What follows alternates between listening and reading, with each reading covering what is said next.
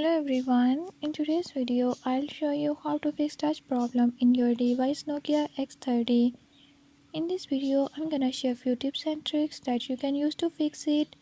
If you found these tips helpful, press the subscribe button and ring the notification bell.